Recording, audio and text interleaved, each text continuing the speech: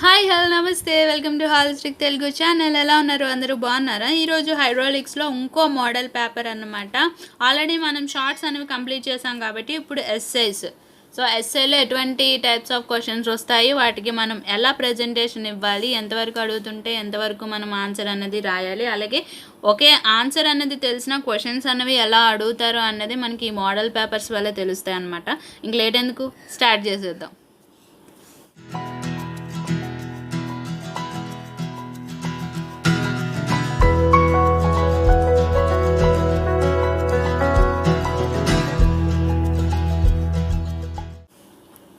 First question ఏంటంటే మనకి ఇక్కడ what is pressure head, derive the relation between intensity of pressure and pressure head.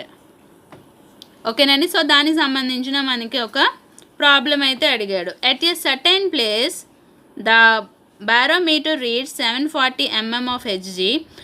The vacuum pressure is 10 kPa. Find the absolute pressure in kPa second 1 meter of water head if the specific gravity of mercury is 13.6. ఓకేనా. So first మనం pressure head అంటే ఏంటి, దానికి సంబంధించిన relations ఏంటి అన్నది చూద్దాం. A vertical height of a free surface of a liquid above any point in a liquid is known as pressure head. It is expressed in meters of liquid column. Consider a cylindrical vessel containing liquid as shown in figure. As shown in figure అంటే figure ఇలా ఉందండి. So ఒక vessel తీసుకున్నాడు, దాంట్లో water అయితే ఇచ్చాడు, next H అని చెప్పేసి ఇచ్చాడు అనమాట. సో ఏదైతే మనం వెర్టికల్ హైట్ ఏదైతే ఉందో, ఓకే, ఫ్రీ సర్ఫేస్ దగ్గర మనకి అబో ఆ లిక్విడ్ సర్ఫేస్ మీద ఏ పాయింట్ దగ్గర అయినా తీసుకున్నా అక్కడ మనకి దాన్ని ఏ పాయింట్ దగ్గర అయితే మనం కన్సిడర్ చేస్తామో దాన్ని ప్రెజర్ హెడ్ అని అంటారు అనమాట. సో మనకి ఒక కాలంలో అంటే ఒక వెజల్లో వేసుకుంటే వాటర్ అక్కడ హైట్ ఉంటుంది, ఆ సర్ఫేస్ ఏదైతే ఉందో ఫ్రీ సర్ఫేస్, ఆ ఫ్రీ సర్ఫేస్ దగ్గర ఏ పాయింట్నైనా మనం ప్రెజర్ హెడ్గా కన్సిడర్ చేసుకోవచ్చు. Okay, let W equal to specific weight of liquid Newton per meter cube. H is the height of the liquid over the base meter and area of the base meter square. Weight of the liquid or force acting on the base, specific weight into volume of the liquid. Specific weight into volume ante area into height of the liquid. Okay, WAH. So but pressure ante enti maniki weight of the liquid by area of base. So P equal to WAH by A. So AA అన్నది మనకి cancel అవుతుంది. So that is AA అన్నది cancel అయితే P equal to మనకి ఇక్కడ WH అనేది వస్తుంది. This equation indicates that it depends upon the specific weight and vertical height of the liquid column. This vertical height of the liquid column is called pressure head. Okay, pressure head equal to H equal to P by W. ఎందుకంటే మనకి ఇక్కడ pressure అనేది ఎలాగొచ్చింది, W ఉంటే H అనేది వచ్చింది. So మనకి pressure head కావాలంటే H equal to P by W. So మనకి ప్రాబ్లం చూద్దాం. బీబీట్ ప్రాబ్లం. అట్మాస్ఫియరిక్ ప్రెజర్ అన్నది ఎంత ఇచ్చాడండి, 740 mm of Hg అన్నది ఇచ్చాడు. గేజ్ ప్రెజర్ ఎంత ఇచ్చాడు, 10 kPa అన్నది ఇచ్చాడు. Let converts Hg into kPa. Standards atmospheric pressure 760 mm of Hg equal to 101.325 kPa.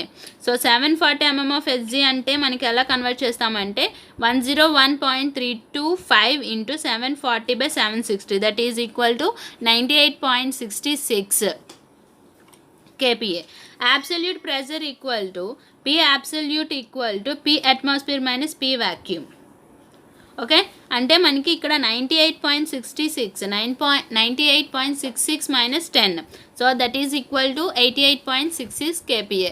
Specific gravity of mercury SHG అన్నది మనకి ఎంత ఇచ్చాడు, 13.6 అనేది ఇచ్చాడు. Using relation SW into HW equal to SHG into HHG.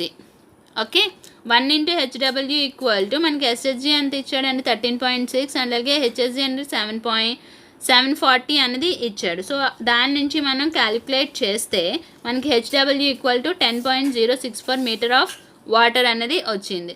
Let converts 10 kPa into water head using P equal to WH. ఆ రిలేషన్ని మనం చూసుకుంటే 10 into 10 cube equal to 9810 into h equal to 10 into 10 cube by 9810, that is equal to 1.019 meter of water vacuum. P absolute equal to P atmosphere minus P vacuum.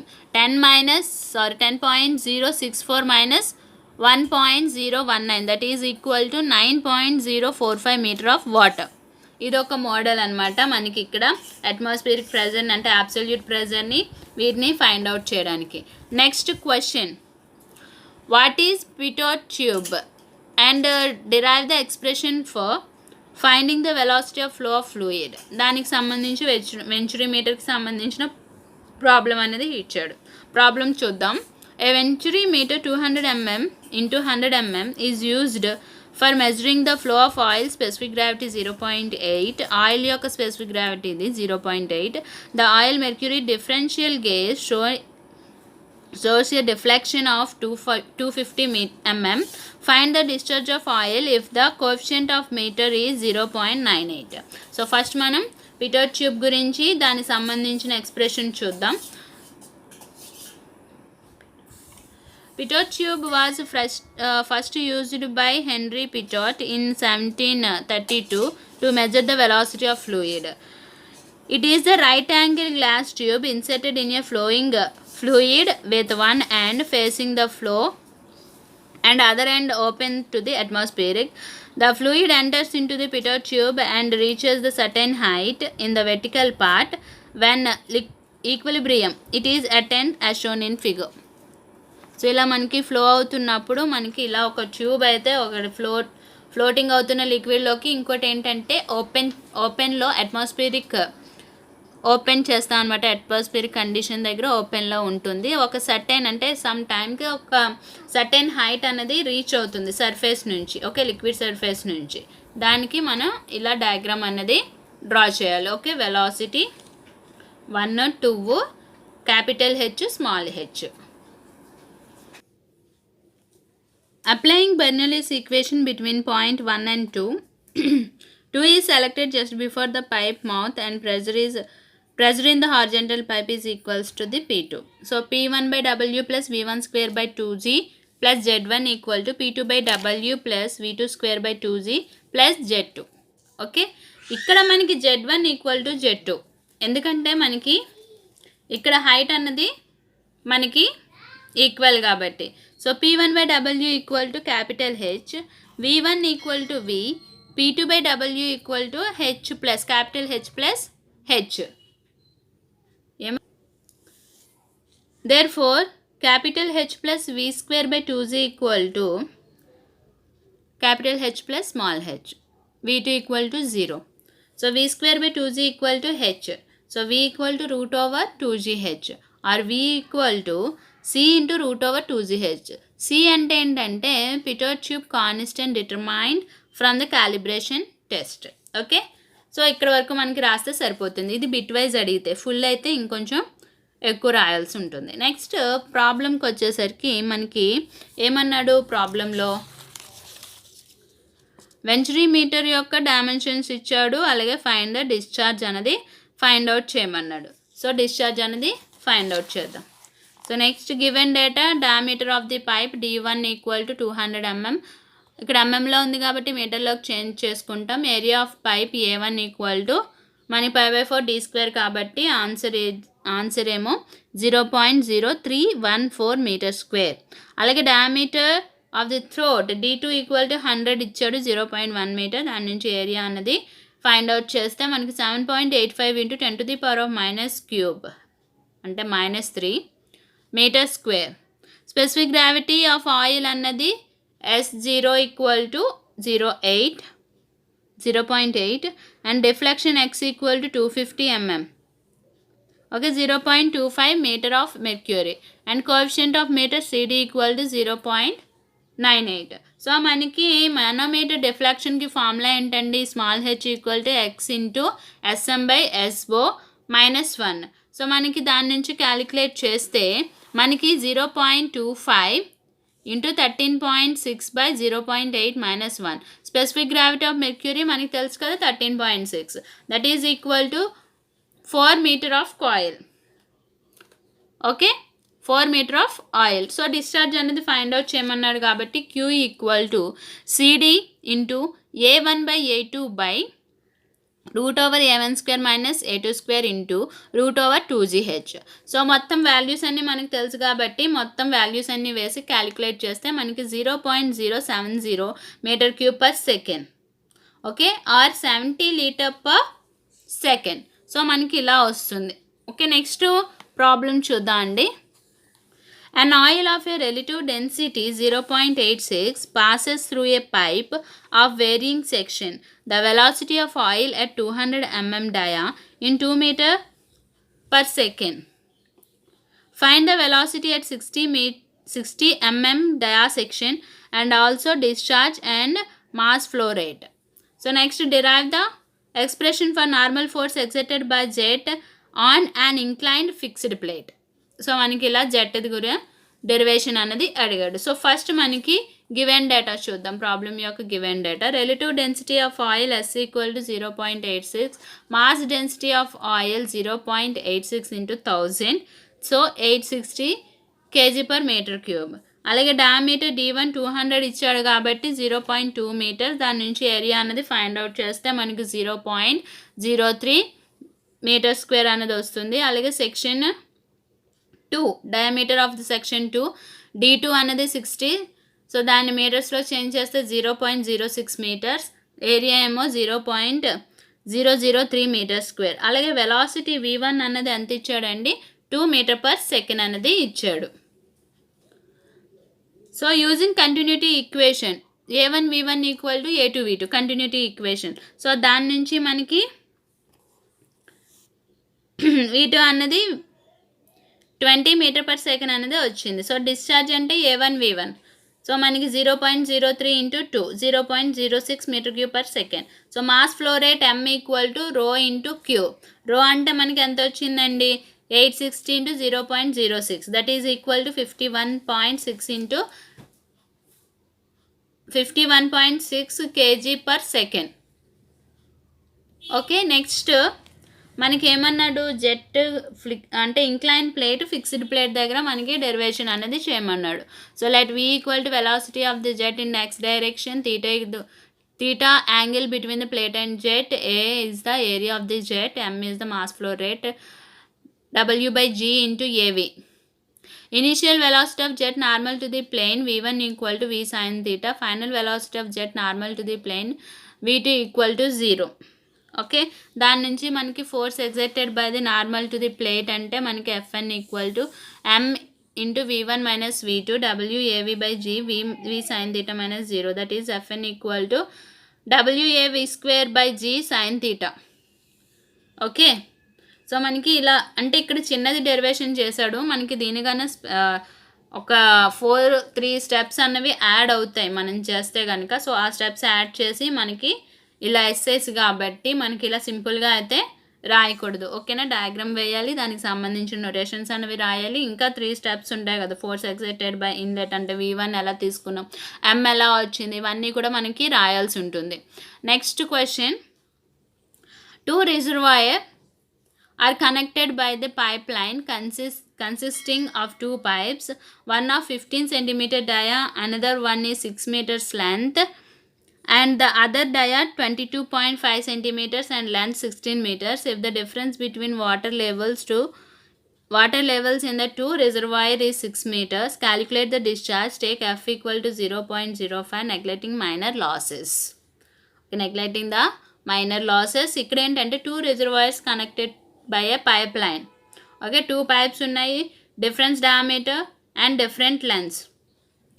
Okay, ఇక్కడ మనకి take F అని కూడా ఇచ్చాడు. Next మనకి neglecting the minor losses. So diameter ఇచ్చాడు కాబట్టి మనకి D1 D2లు రెండింటికి సంబంధించిన ఏరియాలు మనం ఫైండ్ అవుట్ చేస్తాం. అలాగే L1 L2 applying the continuity equation. Okay, A1V1 equal to A2V2. So దాని నుంచి మనకి V1 ఈక్వల్ టు 2.26 V2 అనేది వస్తుంది. So loss of head in first pipe HF1 equal to 4F LV² by 2ZD కదా. So దాని నుంచి మనకి 1.62 V2² అనేది వస్తుంది. So next loss of head in second pipe same మళ్ళీ అన్ని వాల్యూస్ని వేస్తే మనకి 0.58 V2² అనేది వస్తుంది. Total head HF1 plus HF2. So that is total head మనకి ఆల్రెడీ 6 మీటర్స్ అనేది ఇచ్చాడు. So 1.67 V2² plus 0.58 V2². So V2 అన్నది మనకి 1.633 మీటర్ పర్ సెకండ్ అనేది వస్తుంది. సో దీని నుంచి మనకి డిశ్చార్జ్ అనేది A2 V2. Okay, 0.04 into 1.633, that is equal to 0.0653 meter cube per second. Okay, next ఏంటంటే derive the expression for work done and efficiency when the jet strikes series of vane fixed on the rim of the wheel. So consider a jet of liquid striking on the series of the plates fixed to rim of a wheel as shown in figure. As a jet strikes on the vanes moving the velocity of u. Velocity v equal to velocity of jet, u is the peripheral velocity of wheel and velocity of the vanes. And ఇది diagram అండి. Okay, the diagram. A is the cross sectional area of the jet, m is the mass flow rate, that is equal to small w by g into av. Okay, ఇది initial relative velocity in the direction of the jet v1 equal to v minus u. Final relative velocity in the direction of the jet v2 equal to 0. So force exerted by jet Fx equal to m into v1 minus v2. The m is the w by g av into v minus u minus 0. That is equal to Fx equal to w by g av into v minus u. Work done by jet per second, work done equal to Fx into u. Fx అంటే మనకి already ఏమొచ్చింది, w by g av v minus u. v minus u into ఇక్కడ already Fx into u కదా work done అంటే, so u. Next work done అంటే మనకి ఇలా వచ్చింది. So kinetic energy supplied by jet per second అంటే half mv² కదా. So half m అంటే మనకి w by g av కదా, సో v². ఎఫిషియన్సీ వచ్చేసరికి work done by kinetic energy supplied. So work done అంటే w by g av v minus u into u, అలాగే half w by g av v². w by g av cut అయిపోతే ఈ 2 పైకి వెళ్తుంది కాబట్టి 2u v minus v minus u by v². Okay, next question ఏంటంటే with neat sketch explain the construction and working principle of Pelton wheel. మీరు ఇది already మీరు draw చేసి చూడండి, ఎందుకంటే మనకి ఇదైతే ఎక్స్ప్లెనేషన్ చేయలేను కదా. సో ఇది డయాగ్రామ్, పెల్టన్ వీల్ డయాగ్రామ్ నా దగ్గర ఉన్న డయాగ్రామ్ అనమాట ఇది. సో దీన్ని డ్రా చేయండి. దీనికి సంబంధించి అసలు పెల్టన్ టర్బైన్ యొక్క అసలు ఏంటి, పెల్టన్ టర్బైన్ ఇంట్రొడక్షన్ అన్నది ఇవ్వండి. ఆ తర్వాత మెయిన్ పార్ట్స్ అన్నది రాయండి. మెయిన్ పార్ట్స్ రాసిన తర్వాత పెల్టన్ వీల్ డయాగ్రామ్ అన్నది డ్రా చేయండి. నెక్స్ట్ వాట్ ఈజ్ మనకి ఇందులో casing, braking jet, deflector, nozzle, sprayer, impeller, casing ఇవన్నీ ఉంటాయి కదా. వీటన్నిటి గురించి కూడా మనం ఎక్స్ప్లెయిన్ చేసిన తర్వాత అప్పుడు వర్కింగ్ ప్రిన్సిపల్ అన్నది పాయింట్ వైజ్ రాయండి. పారాగ్రాఫ్ల కన్నా పాయింట్ వైజ్ రాస్తే మనకి ఈజీగా, అంటే అదొక ప్రజెంటేషన్ స్కిల్ అనమాట, చాలా బాగుంటుంది చూడటానికి. ఓకేనా, 1 by 1 స్టెప్ బై స్టెప్. ఎందుకంటే మనకి బుక్లెట్ అన్నది రూల్డే కదా, రూలే ఇస్తారు కాబట్టి మనకి ఎటువంటి ప్రాబ్లం అయితే ఉండదు. 1 by 1 నీట్గా ఎక్స్ప్లెయిన్ చేయండి. సో నెక్స్ట్ అప్లికేషన్స్ మనం ఎక్కడెక్కడ యూజ్ చేస్తున్నాం. సో వర్కింగ్ ప్రిన్సిపల్ కూడా అయిపోయింది. నెక్స్ట్ అడ్వాంటేజెస్ ఏంటి, దీన్ని యూజ్ చేయడం వల్ల అడ్వాంటేజెస్, డిసడ్వాంటేజెస్, అప్లికేషన్స్. సో ఇవన్నీ ఇలా రాయాలన్నమాట. ఎందుకంటే ఇది సింగిల్ క్వశ్చన్, ఇందులో మనకి ఏ బిట్ బి బిట్ ఏమి ఇవ్వలేదు కాబట్టి మనకి ఏదైనా ఇలా కనుక సింగిల్ బిట్లో కనుక అడిగినట్టయితే కంపల్సరీగా మీరు ఇంట్రడక్షన్ రాయండి, తర్వాత మెయిన్ పార్ట్స్ ఆర్ కాంపోనెంట్స్ రాసిన తర్వాత డయాగ్రామ్ అనేది సెంటర్లో డ్రా చేయండి. నీట్గా డ్రా చేసిన తర్వాత ఇంపార్టెంట్ కాంపోనెంట్స్ని మీరు ఎక్స్ప్లెయిన్ చేయండి. దానివల్ల యూజ్ ఏంటి, ఎక్కడ యూజ్ చేస్తాము, ఎలా యూజ్ చేస్తాము అంటే నథింగ్ బట్ కనెక్షన్స్ వాటి పర్పస్. ఒకవేళ ఇంకా మీరు ఇంకా రాయాలనుకుంటే అది ఏ మెటీరియల్తో మనం మ్యానుఫ్యాక్చరింగ్ చేస్తాము. ఓకే, సో ఇలా మనం చేస్తాం. చేసిన తర్వాత వర్కింగ్ ప్రిన్సిపల్ కూడా మనకి ఇక్కడ పాయింట్ వైజ్ రాయండి. పాయింట్ వైజ్ రాసిన తర్వాత ఫస్ట్ అడ్వాంటేజెస్, డిసడ్వాంటేజెస్, నెక్స్ట్ అప్లికేషన్స్తో మనకి క్వశ్చన్ని ఎండ్ చేస్తే మనకి ఓవరాల్ మొత్తం ఈ 10 మార్క్స్కి ఎలా కాదన్నా 9.5 మార్క్స్ అయితే రావడానికి ఛాన్స్ ఉంటుంది. ఇంకో హాఫ్ మార్క్ ఎందుకు అంటే మన రైటింగ్ ఎపీరియన్స్ మీద డిపెండ్ అయి ఉంటుంది అనమాట. సో నెక్స్ట్ క్వశ్చన్ ఏంటో చూద్దాం. సో ఇవేంటంటే ఒక్కొక్క మోడల్ పేపర్ని ఎక్స్ప్లెయిన్ చేస్తున్నాను కాబట్టి మీరు లాస్ట్ వరకు చూడండి, ఎందుకంటే ప్రతి మోడల్ మీకు ఇంపార్టెంట్. ఏ మోడల్ అడుగుతాడో తెలియదు, ఎందుకంటే రిపీటెడ్వే వచ్చే అవకాశం ఉంది కాబట్టి నేను మరీ చెప్తున్నానండి. నా దగ్గర ఉన్నవి ఏంటంటే ఇవి నేను చదువుకున్నప్పుడు, అంటే నేను డిప్లొమా చదువుకున్నప్పుడు ఉన్న మోడల్స్. బట్ ఎక్కడా కూడా సిలబస్ అయితే ఏం చేంజ్ అవ్వలేదు. మార్క్స్ వెయిటేజ్ అన్నది చేంజ్ అయింది, కానీ మార్క్స్ వెయిటేజ్ అనేది చేంజ్ అయింది, కొన్ని యూనిట్స్ని స్ప్లిట్ చేశారు అంతే. అంతకుమించి ఇంకేం జరగలేదు అనమాట. నేను ఆల్రెడీ సిలబస్ అన్నది చెక్ చేసే నేను షేర్ చేస్తున్నాను. సో ఇవి నా దగ్గర ఉన్నాయి, ఇంకా నాకు యూజ్ అవ్వవు కదా. సో ఇందులో ఏంటంటే రిపీటెడ్, ఇదేంటి నేను చదువుకున్నది C05, నా కరికులం C05. సో అప్పటికి ఇప్పటికీ ఏంటంటే ఎక్కడ ఏం మారలేదు, మార్కులు వెయిటేజ్ అన్నది మార్చాడు, అలాగే క్వశ్చన్స్ అన్నది అడగటం కొంచెం చేంజ్ చేశాడు అనమాట. అంతేగాని సిలబస్ అయితే ఏం మారలేదు. సో అందుకని నేను మీతో షేర్ చేస్తున్నాను అనమాట. సో లాస్ట్ వరకు చూడండి, ఏమో ఏ క్వశ్చన్ అయినా మీకు హెల్ప్ అవ్వచ్చు కదా. లాస్ట్ వరకు చూడండి, లైక్ చేయండి. లైక్ చేయడం మాత్రం మర్చిపోవద్దు. నెక్స్ట్ క్వశ్చన్ చూద్దాం. 2 jets strike the buckets on the impulse turbine. The diameter of the each jet is 25 cm. The shaft power of the turbine is 15,500 kilowatts. The net head on the turbine is 300 meters. Find the overall efficiency of the turbine. Take CV 1.0 and బీబిట్ వచ్చేసరికి ideal indicator diagram. So ఈ indicator diagram అనేది చాలా important అండి, పంప్స్కి సంబంధించి అనమాట. కొంచెం కన్ఫ్యూజ్గా ఉంటుంది, అంటే రెసిప్రోకేటింగ్ ఇంజిన్ ఆర్ పంప్స్ దేనికైనా మనకి ఐడియల్ ఇండికేటర్ డయాగ్రామ్ అనేది కొంచెం మనకు అవ్వలేనట్టు ఉంటుంది అనమాట. అది కొంచెం కేరింగ్గా చదివితే మనకి ఈజీయే అది. సో ఫస్ట్ మనం ప్రాబ్లం చూద్దాం. నెంబర్ ఆఫ్ జెట్స్ ఎన్ని అన్నాడండి? 2. Diameter of the each jet ఎంత అన్నాడండి? 25 సెంటీమీటర్స్. సో సెంటీమీటర్స్ని మనం మీటర్స్లోకి చేంజ్ చేసుకుంటాం. ఏరియా ఆఫ్ ది జెట్ ఎంత? సో ఆల్రెడీ డయామీటర్ ఇచ్చాడు కాబట్టి π/4d². క్యాలిక్యులేట్ చేస్తే 0.049 మీటర్².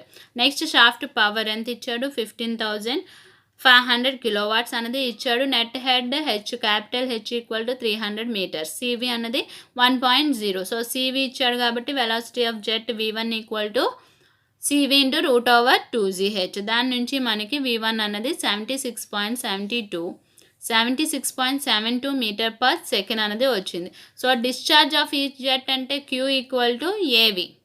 సో Q = AV కాబట్టి అట్ 2 జెట్స్ దగ్గర మనం క్యాలిక్యులేట్ చేయాలి కాబట్టి A1 V1. సో ఏరియా అనేది 0.049 × 76.72. ఇక్కడ వచ్చేసరికి సో ఇక్కడ టోటల్ డిశ్చార్జ్ Q = మనకి ఎంత? నెంబర్ ఆఫ్ జెట్స్ 2 ఇచ్చాడు కదా, 2 × డిశ్చార్జ్ ఎంతైతే మనకి డిశ్చార్జ్ వచ్చిందో అది. So 2 × 3.75 = 7.518 metre second. So power at inlet of the turbine, water power = WQH. W అంటే 9.81, Q అంటే మనకి ఇక్కడ టోటల్ డిశ్చార్జ్ చేయాలండి, సింగిల్ డిశ్చార్జ్ చేయకూడదు, ఎందుకంటే ఇక్కడ మనకి 2 జెట్స్ అన్నాడు కాబట్టి. 7.518 × 300. సో క్యాలిక్యులేట్ చేస్తే 22,127.2 కిలోవాట్స్ అనేది వచ్చింది. ఓవరాల్ ఎఫిషియన్సీ ఏంటంటే SP/WP. సో SP అంటే మనకి ఎంత వచ్చింది? మనకు ఆల్రెడీ పవర్ అనేది ఇచ్చాడు కదా, 15,500 / 22,127.2 = 0.7. టోటల్ ఓవరాల్ ఎఫిషియన్సీ ఎంత వచ్చిందండి? 70% అన్నది వచ్చింది. సో నెక్స్ట్ మనం ఏం చేయాలి? Ideal indicator diagram for reciprocating engine అనేది చూద్దాం. సో ఇది ఐడియల్ ఇండికేటర్ డయాగ్రామ్ అండి. సో ఇండికేటర్ డయాగ్రామ్ ఏంటంటే చాలా ఇంపార్టెంట్, ఇది ఒక్కసారి చూసుకోండి. ఇదేంటంటే కొంచెం మీరు చదివితే అర్థమవుతుంది, నేను మళ్ళీ ఇక్కడైతే ఎక్స్ప్లెయిన్ చేయట్లేదు. సో ఐడియల్ ఇండికేటర్ డయాగ్రామ్ అనేది ఇంపార్టెంట్. ఇది ఓకే, ఐదర్ షార్ట్లో అయినా అడగొచ్చు, లేదంటే మనకి ఇలా బీబీట్లోనైనా అడగొచ్చు. ఓకే, నెక్స్ట్ ఈ మోడల్ పేపర్లో నెక్స్ట్ లాస్ట్ క్వశ్చన్ అనేది చూద్దాం. సో ఆల్రెడీ మీకు చెప్పాను, వెలాసిటీ డయాగ్రామ్స్కి సంబంధించి ప్రాబ్లం లేకుండా క్వశ్చన్ పేపర్ అయితే ఉండదు. ఐదర్ ఎక్స్ప్లెనేషన్ అయినా చేయమంటాడు, లేకపోతే ప్రాబ్లం అయినా ఇస్తాడు. Next centrifugal pump has external and internal diameter of impeller as 700 mm and 350 mm respectively. The vane angle in inlet and outlet are 25 and 45 respectively. If the water enters in the impeller radially at 4 meter per second, determine the speed of impeller and work done per kg of water. So మనం diagram అనేది draw చేస్తాం. Okay, ఇలా diagram అనేది draw చేసిన తర్వాత, లేదు given data రాసిన తర్వాత అయినా డయాగ్రామ్ అనేది డ్రా చేయొచ్చు. Okay, external diameter D2, internal diameter D1, దానికి సంబంధించిన వేన్ యాంగిల్స్. సో ఇక్కడ ఇన్లెట్ అవుట్లెట్ కదా, తీటా ఒకటే ఉంటుంది. So theta 25 and five equal to 45. Okay, 5 అన్నది 45 ఇచ్చాడు. So water entrance the radially 90 degrees. Okay, alpha అన్నది 90 degrees అనేది ఇచ్చాడు. VW1 equal to 0. Velocity of flow VF1 equal to VF2 that is equal to V1. So velocity of the water at inlet V1 equal to 4 meter per second. From inlet diagram tan theta equal to V1 by U1. U1 equal to V1 by tan theta. So theta అంటే 25. So 4 by tan 25 equal to 8.58 meter per second. So U1 equal to pi D1 n by 60. So n equal to 60 into U1 by pi D1. Okay, so దాని నుంచి మనకి 468 RPM అన్నది 468 RPM అనేది వస్తుంది. So tangential velocity of impeller outlet U2 equal to pi D2 by n. So దాని నుంచి మనకి n వచ్చింది కాబట్టి U2ని మనం ఫైండ్ అవుట్ చేస్తాం. ఎంత వస్తుంది? 17.15 meter per second అనేది వస్తుంది. From outlet triangles tan phi equal to VF2 by U2 minus VW2. So tan 45 4 divided by మనం ఆల్రెడీ U2 అనేది ఫైండ్ అవుట్ చేసాం. ఎంత ఫైండ్ అవుట్ చేసాం? 17.15 మైనస్ VW2. సో 17 మనకి ఏం కావాలి? VW2 అన్నది కావాలి. సో దీన్ని మనం ఇటువైపు తీసుకొచ్చేద్దాం. 17.15 minus VW2 equal to 4 by tan 45 that is equal to 4. VW2 equal to 17.15 minus 4 13.15 meter per second. The work done per kg of water per second. Work done అంటే మనకి VW2 U2 ఎంత వచ్చింది? 13.15 into U2 17.5. So 225.52 newton metre answer work done. So ఇది second model paper అనమాట. ఈ video కనుక నచ్చినట్టయితే like చేయండి, అలాగే షేర్ చేయండి. మన ఛానల్ని ఫస్ట్ టైం కనుక చూస్తున్నట్టయితే సబ్స్క్రైబ్ చేసుకోండి, అలాగే పక్కనే వచ్చిన బెల్ ఐకాన్ని కూడా ఓకే చేయండి. దానివల్ల నేను లేటెస్ట్గా పెట్టబోయే ప్రతి వీడియో యొక్క నోటిఫికేషన్ అనేది డైరెక్ట్గా మీ మొబైల్కి అయితే వచ్చేస్తుంది. Thank you for watching.